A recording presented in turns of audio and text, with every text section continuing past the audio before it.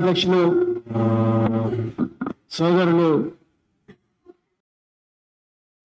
శ్రీనివాస్ యాదవ్ గారికి, అదేవిధంగా మరి బీసీ మహాసభ జెండా అదేవిధంగా పోస్టర్ రిలీజ్ చేయడానికి వచ్చిన ముఖ్య అతిథి, మా మార్గదర్శి, మమ్మల్ందరినీ కూడా బాల్యం నుండే ఏ వర్గ పక్షపాతిగా ఉండాలి అన్న భావజాలాన్ని మాకు నేర్పించిన మరి మహానాయకులు ఆర్ కృష్ణన్న గారికి, అదేవిధంగా మరి వేదిక మీద ఉన్న డాక్టర్ దూదిమెట్ల బాలరాజ్ యాదవ్ గారికి, దత్తాత్రేయ గారికి, సోదరి కీర్తిలత గారికి, అదేవిధంగా రాజు గారికి, మిగతా అందరూ శ్రీనివాస్ యాదవ్ గారికి, మిగతా అందరూ నాయకులకు, తులా ఉమ్మ గారికి, మరి కరీంనగర్లో తులా ఉమ్మ గారు చాలా గొప్ప పోరాటాలు నిర్మించారు పీడిత వర్గాల కోసం.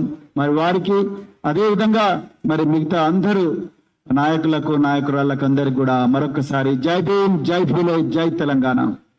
మిత్రులారా, ఈరోజు చాలా గొప్ప సన్నివేశం ఇక్కడ ఆవిష్కృతం అవుతుంది. మనం ఇంతకుముందు తుల ఉమ్మ గారు తన ఉపన్యాసంలో చాలా చక్కగా వివరించడం జరిగింది. ప్రతి చోట కూడా మనమే ఉన్నాం, చావు కాడ మనమే, సన్నాయి కాడ మనమే, జెండాలు మోసే దగ్గర మనమే ఉన్నాం, నినాదాలు ఇచ్చే దగ్గర మనమే ఉన్నాం, అదేవిధంగా రాళ్ళేసే దగ్గర మనమే ఉన్నాం, పోలీస్ స్టేషన్లకు మనమే పోతున్నాం, చివరికి రౌడీ షీటర్లో మనమే అవుతున్నాం, జైల్లో కూడా మనమే ఉంటున్నాం. మీకు ఎవరికైనా అనుమానం ఉంటే డేటా తీయండి, క్లియర్గా అర్థమవుతుంది. అదే కాదు, హైడ్రా కూల్చేసే ఆ ఇళ్లల్లో, ఆ శిథిలాల్లో మన బతుకులే మరి శిథిలమవుతున్నాయి. ఆ పుస్తకాలు మన బిడ్డల పుస్తకాలే చిరిగిపోతా ఉన్నాయి. మన బిడ్డల భవిష్యత్తే బంజరు భూమిలాగా మన కళ్ళ ముందరనే జరుగుతున్నాయి. మీరు చూడండి, ఇప్పటి వరకు హైడ్రా మేము ఇన్ని ఎకరాలు మేము ప్రభుత్వానికి తీసుకొచ్చి ఇచ్చామంటున్నారు, కానీ ఎన్ని వేల జీవితాలు ఈరోజు రోడ్డున పడ్డాయో, వారు ఏ సామాజిక వర్గాలకు చెందిన వాళ్ళు చూస్తే మీకు అర్థమైపోతుంది. ఇక్కడ మెజారిటీ ప్రజలు బహుజనులు ఉంటారు, బీసీలు ఉంటారు, ఎస్సీలు ఉంటారు, ఎస్టీలు ఉంటారు. చివరికి మరి గర్భవతులను కూడా వదలకుండా, చిన్నారి పిల్లలను కూడా వదలకుండా మరి ఎంతో దుర్మార్గంగా రాజ్యం ఇలా చేస్తా ఉన్నది. మరి ఇలాంటి పరిస్థితుల్లో మనకంటూ వాయిస్ ఉండాలి. గ్రామీణ ప్రాంతాల్లో, మండలాల్లో, మున్సిపాలిటీల్లో, అదేవిధంగా చట్టసభల్లో మన ప్రాతినిధ్యం మేమెంతో మాకంత అన్న ఒక నినాదంతో, రాజ్యాంగబద్ధమైన నినాదంతో, ఆర్టికల్ మరి 16 క్లాజ్ 4, అదేవిధంగా ఆర్టికల్ 340 రాజ్యాంగ అధికరణ ప్రకారం జరగవలసిన మన వాటా పంపకం ఏదైతే ఉందో ఆ పంపకం కార్యక్రమాన్ని డిమాండ్ చేయడం కోసం ఈరోజు మనమందరం ఇక్కడికి వచ్చినాం. మిత్రులారా, దయచేసి గుర్తుపెట్టుకోండి, అడగండి అమ్మాయినా బువ్వ పెట్టదు. మనం ఈరోజు చాలా ఆనందంగా ఉంది. రకరకాల వేదికల్లో ఈశ్వరయ్య గారు కావచ్చు, తిన్మార్ మల్లన్న గారు కావచ్చు, ఆర్ కృష్ణన్న కావచ్చు, కొమ్ము శ్రీనివాస్ యాదవ్ గారు కావచ్చు, లేకపోతే మరి మధుసూనాచారి గారు కావచ్చు, ఇంకా చాలా మంది నాయకులు చాలా మరి వేదికల మీద ఈరోజు బీసీలకు జరిగిన అన్యాయం గురించి ప్రశ్నిస్తున్నారు. మరి ఈ ప్రశ్న ఆనాడు ఆర్ కృష్ణన్న గారు ఎత్తకపోయింటుంటే మరి ఉమ్మడి ఆంధ్రప్రదేశ్ లో బీసీ రిజర్వేషన్లో 20% నుంచి 34% దాకా వచ్చేవి కాదు. మీరందరూ కూడా గుర్తుపెట్టుకోవాలి ఆ విషయం. అనంతరామన్ కమిషన్ తర్వాత 1982లో జస్టిస్ మురళీధర్ రావు కమిషన్ వస్తే మేమప్పుడు విద్యార్థులం యూనివర్సిటీలో. మురళీధర్ రావు కమిషన్ ఆనాటి ముఖ్యమంత్రి ఎన్టీ రామారావు గారు బీసీల రిజర్వేషన్ పెంచితే ఆ రోజు అందరం కూడా లాఠీ దెబ్బలు తిన్నాం. కృష్ణన్న గారి నాయకత్వంలో ఆ రోజు మరి ఒకవైపు సమసంగ్రామ పరిషత్తు, ఏపీ రిజర్వేషన్ పరిరక్షణ సమితి, మరోవైపు ఆధిపత్య వర్గాలందరూ కూడా నవ సంఘర్షణ సమితి అని పెట్టుకొని ఆ రోజు చీపుర్లు పట్టుకొని, గూటాలు పట్టుకొని ఈ వర్గాలందరినీ కూడా మరి కించపరుస్తూ ఆ రోజు పోరాటాలు చేసిండ్రు. హైకోర్టుకు పోయిండ్రు, హైకోర్టుకు పోయి వాటిని కొట్టేయించిండ్రు. ఇవన్నీ కూడా మన కళ్ళ ముందర మా తరం చూసిన చరిత్ర. ఆనాడు ఆర్ కృష్ణయ్య గారు మరి ఏమాత్రం కూడా మడమ తిప్పకుండా పోరాటం చేసిండ్రు కాబట్టి ఇలా బీసీ వర్గాలందరూ కూడా ఆత్మగౌరవంతో బతకగలుగుతున్నారు, విద్యార్థులు క్షేమంగా ఉంటున్నారు. మిత్రులారా, రాజ్యం చాలా బలమైనది. రాజ్యం వెలుతురున్నప్పుడు కూడా అది చీకటి అని చెప్పగలదు. చీకటి ఉంటే కూడా లేదు ఇది చీకటి కాదు వెలుతురు అని చెప్పగలిగే సత్తా రాజ్యానికి ఉన్నది.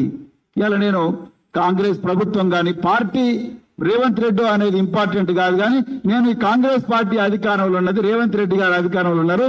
కామారెడ్డి వేదికగా కాంగ్రెస్ పార్టీ బీసీలకు కొన్ని వాగ్దానాలు చేసింది. సిద్ధరామయ్య గారిని తీసుకొచ్చి మరీ వాగ్దానం చేయించింది. 42% స్థానిక సంస్థల్లో వాళ్లకు రిజర్వేషన్ ఇస్తాన్నది. 24,000 మంది కొత్త ప్రజాప్రతినిధులను తెలంగాణకు మరి ప్రసాదిస్తామని చెప్పడం తయారు చేస్తామని చెప్పడం జరిగింది. అదే విధంగా ప్రభుత్వ కాంట్రాక్టులో బీసీల జనాభా నిష్పత్తి ప్రకారం వాళ్లకు కోటా కూడా ఇస్తామని అన్నది, వాటా ఇస్తామని అన్నది. గురుకులాలకు పక్కా భవనాలు కూడా నిర్మిస్తామని అన్నది. మనం ఇప్పుడు దాన్ని శల్య పరీక్ష చేయాలి, మనం ఇప్పుడు దాన్ని విశ్లేషించాలి. ప్రభుత్వం వచ్చి 10 నెలలైంది. 10 నెలలలో నిజంగా కాంగ్రెస్ పార్టీకి చిత్తశుద్ధి ఉంటే, కామారెడ్డి డిక్లరేషన్ మీద వాళ్ళకి ఏమైనా గౌరవం ఉంటే అర్జెంటుగా మొదటి రోజే ఆనాడు కేసీఆర్ గారు 2014లోనే సమగ్ర కుటుంబ సర్వే చేసి దాదాపుగా కులగణన మీద ఒక స్పష్టమైన అభిప్రాయానికి వచ్చిండ్రు. తెలంగాణలో ఏ కులానికి ఎంత జనాభా ఉన్నది, ఏ కులానికి ఎంత నిష్పత్తిలో మరి సీట్లు కేటాయించాలన్న దాని మీద క్లారిటీ ఉన్నది. ఓకే, అది లేకపోతే ఆనాడు కేసీఆర్ గారు సమగ్ర కుటుంబ సర్వేను ఒక్క రోజులోనే నిర్వహించిండ్రు. నువ్వు వారం రోజులు తీసుకొని వెంటనే ఒక జీవో ఇచ్చేసి పంపించేస్తే అయిపోతుంది. బీసీ కమిషన్కి ఇచ్చేస్తే వాళ్ళే చేసిస్తారు కదా. లేకపోతే జిల్లా కలెక్టర్లందరినీ పిలిపించి this is an emergency item, this is my priority, I gave word to all BCs in Kamareddy అని చెప్పి ముఖ్యమంత్రి గారు ఒక మాట చెప్తే చేయరా అధికారులు? 2 నిమిషాల్లో వేస్తారు. వారం రోజులు కాకపోతే 2 వారాలు తీసుకో, లేకపోతే నెల తీసుకొని వెంటనే జనగణన చేసి వీళ్ళ పర్సెంటేజ్ ఉంటుంది కాబట్టి ఈ పర్సెంటేజ్ ప్రకారం ఇస్తున్నామని చెప్పు. ఇప్పుడు ఏమంటున్నారు, సుప్రీంకోర్టు మాకు 50% కన్నా ఎక్కువ రిజర్వేషన్ ఉండకూడదు కాబట్టి అడ్డం వస్తుంది అంటున్నారు. మరి ఎకనామికల్లీ వీకర్ సెక్షన్ రిజర్వేషన్కి ఎందుకు అడ్డం రాలేదు? ఇది ఇందిరా సహాని కేసులో ఉండవలసిన 50% ఏదైతే పరిమితి ఉన్నదో ఆ పరిమితి ఎకనామికల్లీ వీకర్ సెక్షన్స్ అంటే అగ్రవర్ణాల్లో ఉండే పేదలకు 10% కోటా ఇచ్చినప్పుడు రాని అడ్డం ఇలా బీసీలకు ఎట్లా అడ్డం వస్తున్నది? తమిళనాడు లాగా 69% రిజర్వేషన్ ఇచ్చి దాన్ని 9వ షెడ్యూల్లో పెట్టినట్టుగా తెలంగాణలో కూడా ఎందుకు పెట్టకూడదు? దాని గురించి ఎవరు ఆలోచించడం లేదా? ప్రభుత్వంలో పెద్దలకి ఆలోచనలు రావడం లేదా? మీరు ఇంతమంది అడ్వైజర్లు అంటున్నారు, మీ అడ్వైజర్లు ఎందుకు మీకు ఆ సలహాలు ఇవ్వడం లేదు? ఎందుకు మీరు పెంచండి రిజర్వేషన్. రేపు పొద్దున సుప్రీంకోర్టుకో హైకోర్టుకో పోతే మీరే అడ్వకేట్ జనరల్ పంపించండి, లేకపోతే ఎవరినైనా ఒక పెద్ద సుప్రీంకోర్టు లాయర్ను తీసుకొచ్చి దాన్ని డిఫెండ్ చేయమని చెప్పండి. అగ్రవర్ణాల్లో ఉండే పేదల రిజర్వేషన్ కోసం ఆర్టికల్ రాజ్యాంగ సవరణ 123వ సవరణ ఏదైతుందో ఆ సవరణను మరి అగ్రవర్ణాల్లో ఉండే పార్టీలన్నీ కూడా దాన్ని డిఫెండ్ చేయలేదా సుప్రీంకోర్టులో? ఆ రాజ్యాంగ సవరణ సుప్రీంకోర్టు కరెక్ట్ అని చెప్పలేక వాళ్ళు వదలలేదు. మరి ఇవాళ తమిళనాడు తరహాలో మనం కూడా తెలుగు రాష్ట్రాల్లో మరి ఇక్కడ తెలంగాణలో ఎందుకు తెచ్చుకోలేకపోతున్నాం అంటే మీ కామారెడ్డి డిక్లరేషన్ నాడు బీసీ ఓట్లను దండుకోవడం కోసమే చేసిండ్రా అని చెప్పి నేను అడుగుతా ఉన్నా. దీని గురించి చర్చ జరగాలి.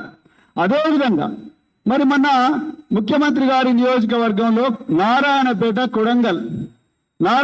కొడంగల్ ఎత్తిపోతల పథకానికి టెండర్లు ఖరారైనాయి. దాదాపుగా 2,300 కోట్ల టెండర్లు. 2,300 కోట్ల టెండర్లలో ఎవరికి వచ్చినాయండి టెండర్లు? పొంగులేటి శ్రీనివాసరెడ్డి గారికి, మెగా కృష్ణారెడ్డి గారికి వచ్చినాయి. మరి బీసీల కోట ఎక్కడ పోయింది? బీసీల కోట ఎందుకు ఎవరు అడుగుతలేరు?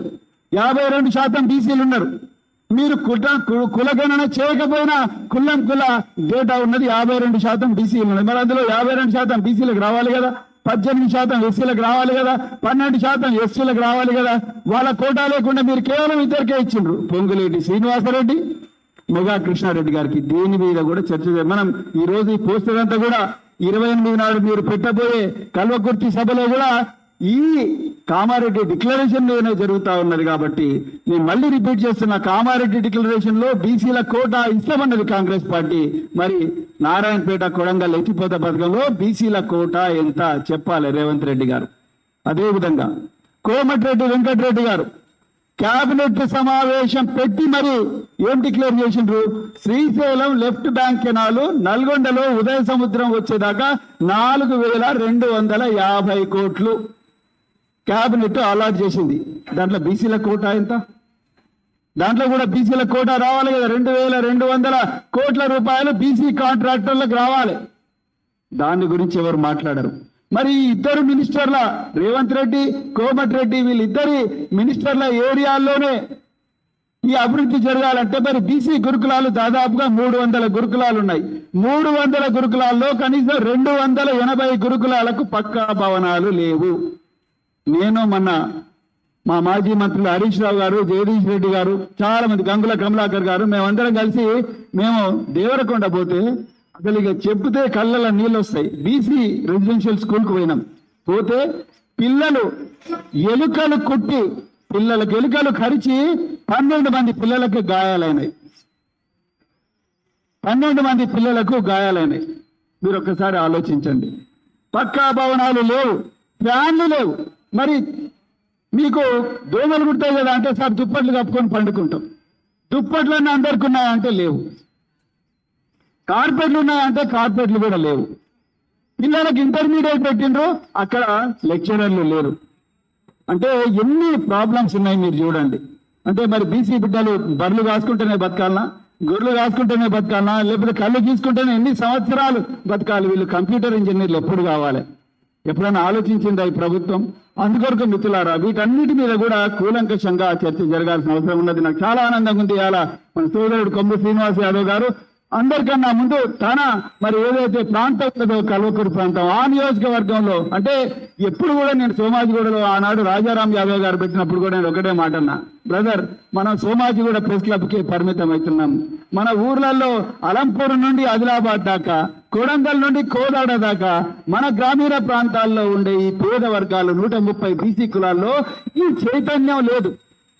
ఇలా బీసీ సప్లాన్ అంటున్నాం. 50%, 2,50,000 కోట్ల బడ్జెట్ లో 1,25,000 కోట్ల బడ్జెట్ బీసీలకు రావాలి. ఇలా తెలంగాణలో కాంగ్రెస్ ప్రభుత్వం ఇచ్చింది ఎంత అండి? 9,200 కోట్లు ఇచ్చిండ్రు. 9,200 కోట్లు ఎక్కడ? 1,25,000 కోట్ల బడ్జెట్ ఎక్కడ? దీని మీద కోదాడలో చర్చ జరగాలి, కొడంగల్లో జరగాలి, కోస్గిలో జరగాలి, ఆదిలాబాద్ లో జరగాలి, అలంపూర్లో జరగాలి.